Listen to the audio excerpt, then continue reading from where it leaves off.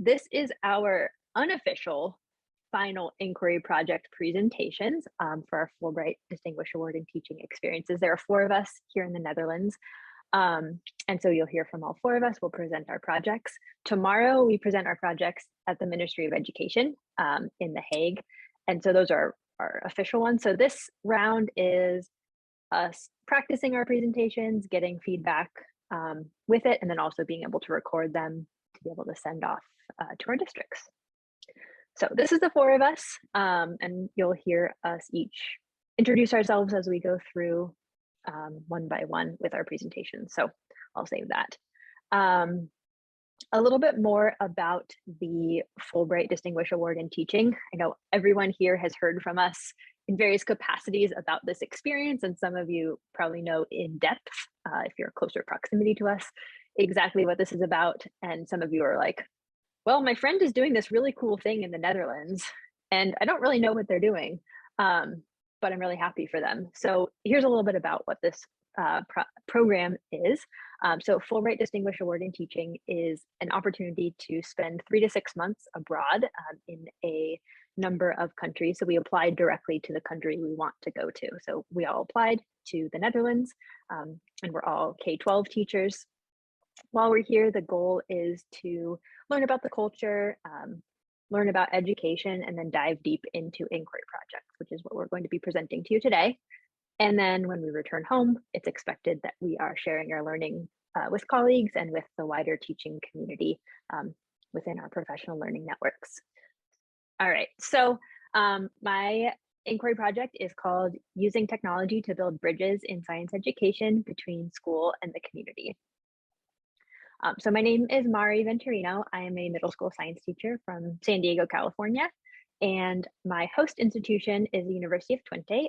It's in the east of the Netherlands, about 2 hours east of Amsterdam and everything in what we call the West, which is Amsterdam and friends. So I'm out on the border with Germany. So we hear a little bit more German out here, a little more Dutch, a little less English. But it's been quite a great experience. A lot of beautiful farmland, a lot of green, things that we don't see in San Diego, which really does lead into my project about making those connections between the science that's in our real world and the science we learn in school.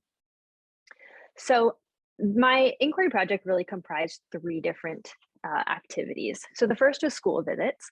I visited quite a range of schools, partially because that's what was available to me and partially because I really wanted to see every level. So I did visit a primary school and I got to see the equivalent of kindergarten, and they were adorable and very, very sweet. And it was a bilingual kindergarten, so they all also spoke English. I visited quite a few secondary schools, and in the Netherlands, secondary is the American equivalent of middle school and high school together. So, and they call it like year 1, year 2. So like year 1 is about equivalent to 7th grade, year 2, 8th grade, etc. And I visited a handful of vocational schools, which are MBOs, and those were quite different. It's a different learning experience to see. It's taught. It feels more like a high school, but older students, and they can choose their pathways, and it seemed a lot more supportive. So I loved that school environment as well. In the secondary schools, I primarily observed science classes because as a science teacher, that's what I wanted to see. I wanted to see how science was taught. And I was pretty surprised to see it's very traditional, with the teacher in the front explaining a concept and then would ask the students to practice in their notebook or workbook. There wasn't as much technology as I was expecting. Some of the schools had one-to-one laptops, so every student had a laptop. And then some schools, the students didn't even pull out their devices at any point. So I was a little bit surprised in that sense at how traditional schools were taught. But also in talking to teachers, it sounds like similar to the US, where they know the best practices and it's just slow moving to get all teachers to adopt those best practices. So in that sense, it seems like we're in very similar places. I will say the students have a lot more autonomy. The schools aren't locked down, there's no like real fence around them. you can come and go as you please. So students have varying schedules. So I think there's a lot more responsibility put on students to be at school on time, to be where they need to be. Several schools I was in didn't have bells, which was really neat because the students and teachers just know when to go. So seeing kind of that sense of personal responsibility and how that's fostered from a young age and hopefully into more environmental stewardship in the future was really interesting. So in the science classes, I did see 2 different schools that had technasiums, and you'll hear that from Teresa later, because that's the focus of her project. But just briefly, these are all STEM, so science, technology, engineering, and math in a sort of pathway class, and students are doing these hands-on projects, connecting to real-world applications. So that was really awesome to see, and to see what is possible in a science class. Another large portion of my project was museum visits, because especially when I first got to the Netherlands, everything was fairly locked down with COVID, so schools didn't really want teachers coming to visit. And so I ended up visiting quite a few museums and quite a few science museums.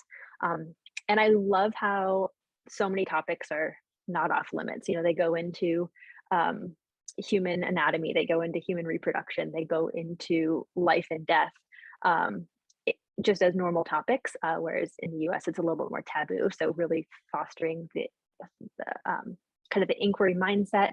A lot of the exhibits encouraged people to interact with the objects, to ask questions. I saw a lot of adults with their little people talking about what they were seeing.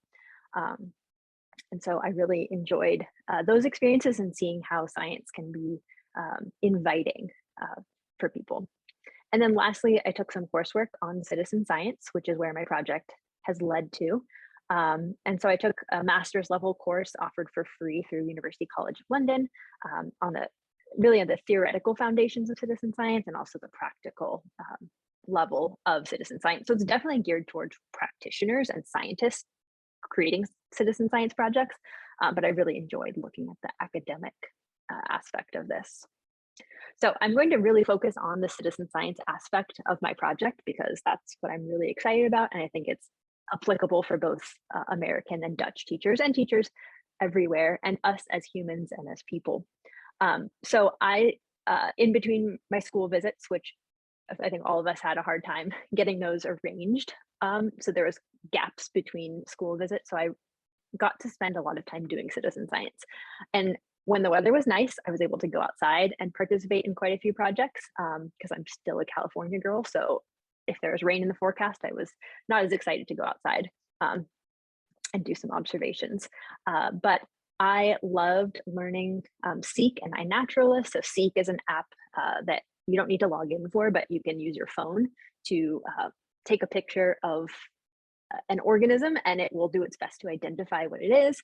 And you can from there post it to iNaturalist, which is a repository of images from all over the world that are identified, or if you don't know what it is, somebody else can come in and identify it.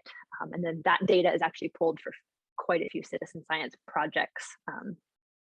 I did some bird watching and shout out to Jen from Finland. She's one of our other Fulbrighters. I learned so much about birds when she came to visit. And I just like, I see birds. I'm like, oh, that's a nice bird. But then Jen made me like want to know what is that bird, especially like the coots. Like I know what a coot is, Jen. And it's really exciting. And I learned, that seagulls aren't a thing. Like there's different gulls. So it made me really excited to go out and use an app called Merlin, which it would listen to the bird calls and identify. So in that picture on the right, the ones highlighted in yellow are what was currently chirping at the moment. And so I did some bird watching with eBird, which was really a whole lot of fun. And then I also did some indoor projects on my computer through Zooniverse and Project Sidewalk. And so a little bit more about Project Sidewalk, because this is relevant to all of us in the Netherlands. And I really encourage you all to try out this project when you get a chance. So Project Sidewalk is a citizen science project. It's contributory, meaning people help out and looking at the data. And with Project Sidewalk, you use Google Street View to go through parts of a city and identify and label different accessibility issues. So this is really targeted towards helping people who use a mobility aid, such as a wheelchair, have better access to the city. And so you're identifying where there are curb ramps, where there are no curb ramps, if there's obstacles built in, if there's any cracks and bumpiness in the sidewalks, anything that would hinder the mobility of somebody trying to navigate the city. And so this is an awesome project. It's in Seattle, it's in Columbus, Ohio, a couple cities in Mexico, and then also Amsterdam, which, as all of us that are here know, that some of those sidewalks get really narrow. And so hopefully this will lead to changes.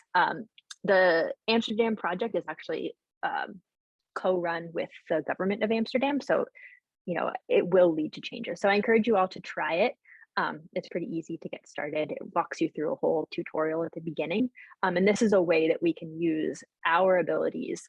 Even all of you in the United States right now, you can help out people around the world have better access to their surroundings.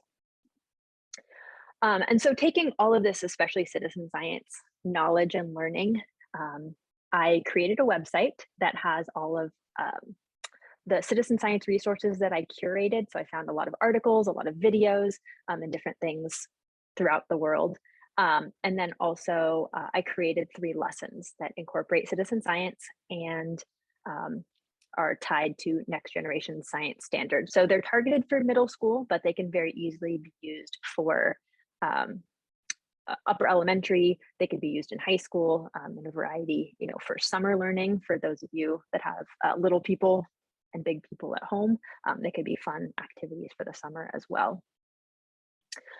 I also created a research journal. Here's a link to my research journal and my project website. My research journal is more like an adventure, like here's what I did, here's what I learned as I did it. My project website is the website you saw on the previous slide. So I'll drop those links in at the very end for you all as well. But if you want to scan the QR codes, there they are. And here's my next steps. So when I go home, I'm looking to host professional development on citizen science to help other teachers implement this in their lives and in their classrooms. And then also I'm excited to bring citizen science to my classroom and my school through various avenues.